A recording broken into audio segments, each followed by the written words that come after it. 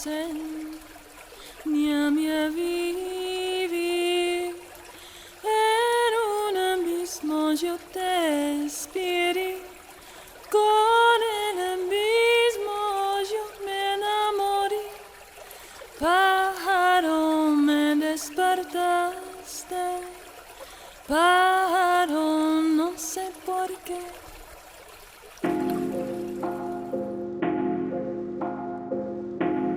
The way that I make art is so similar to the way that I dream. And in that, it's almost as if when I am making something, I'm following the impulse to make a line or draw an image or whatever it is without really thinking too much about it.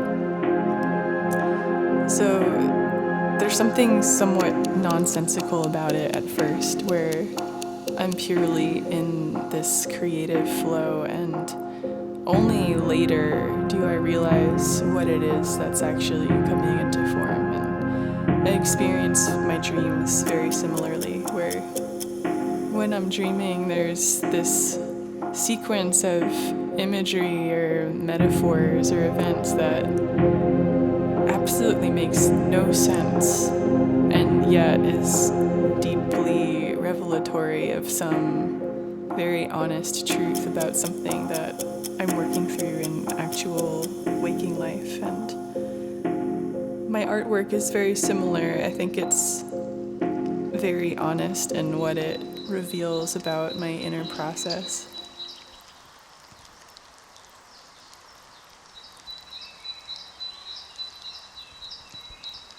Sometimes I do make pieces where I consciously draw the subject matter for the painting or drawing or sculpture, whatever it is, from an actual dream that I've had. And I've done that quite a bit with the masks that I've made. For me, masks are a way of archetypally portraying these forces and beings that have come into my dreams and that just exist in the natural world. And the mask gives it a kind of power and presence of its own as an entity, and also allows one to step into it by wearing the mask and embodying that force.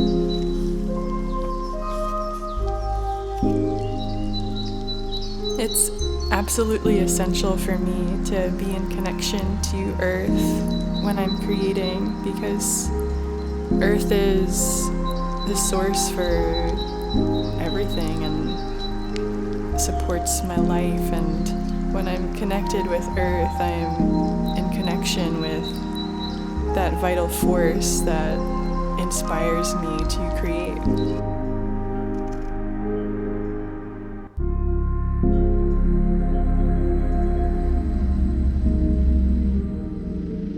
I was part of a group of people preparing a ceremony as a celebration of life. And among us, there were these two beings who had a very mysterious and otherworldly presence. They had this kind of powerful physical and psychic energy to them, and while they were somewhat intimidating, we had a lot of respect for them and were grateful for their help that they offered. Over time, as I observed them, it seemed strange to me that although they were both always present simultaneously, they never seemed to directly interact with one another. And as time went on, somehow it became evident or known to me and everyone else in the group that one of these beings was supposed to be an angel and the other was a demon. And in this way, they were both defined by and negated by one another, and therefore they could never see each other. they existed somehow simultaneously in different dimensions of the same physical space, and for that reason, they just didn't know about the other's presence or existence, although they were both identical and always together.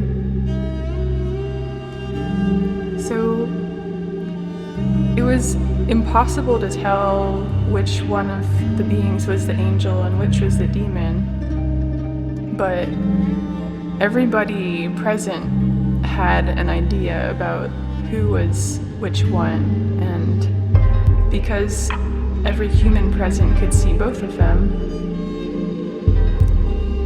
everyone had their own opinion, and there became this strange sequence of events where everybody was forming these kinds of alliances with one of the beings or the other based on whether they thought they were the angel or the demon, and sometimes that was the same being.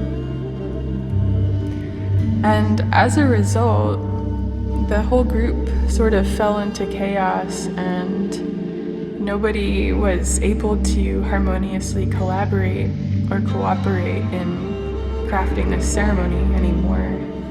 And ultimately it couldn't happen simply because these two beings were present, and both the angel and demon were there simply to help.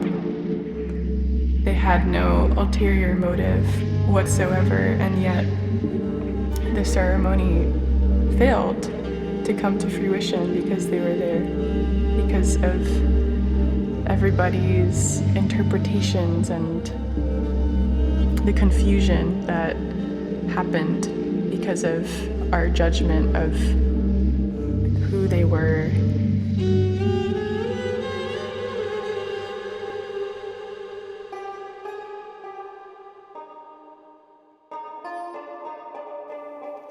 I practice tattoo as a way to embody prayer and consecrate intentions and affirm being in a body.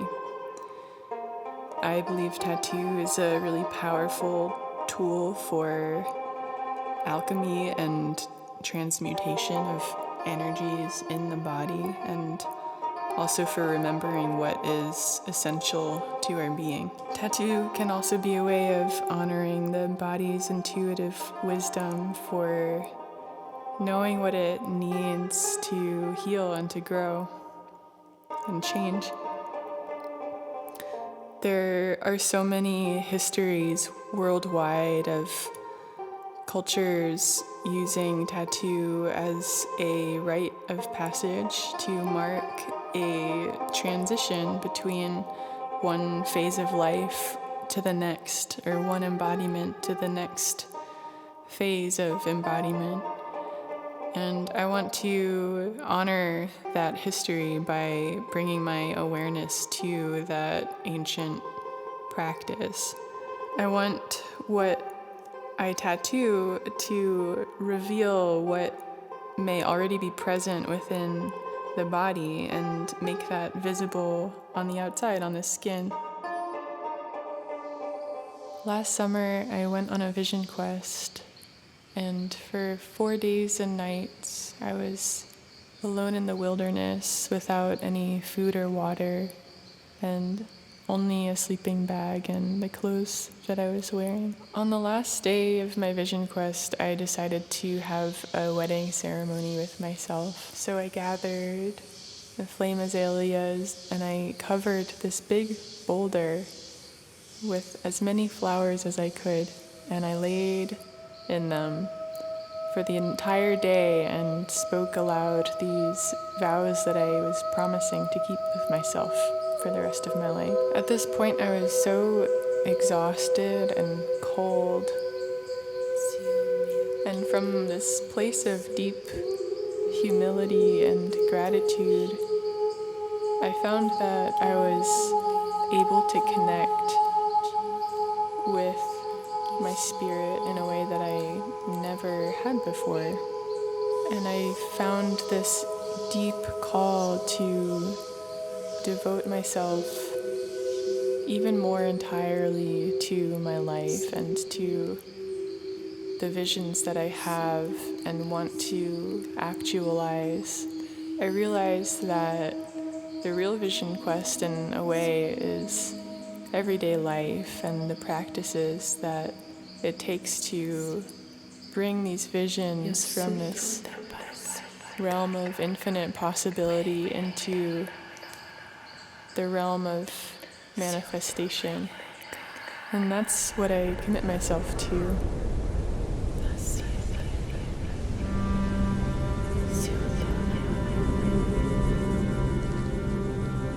This past spring I was in the desert, and for a whole day I just wandered the canyon in silence from sunset the night before until sunrise the next day.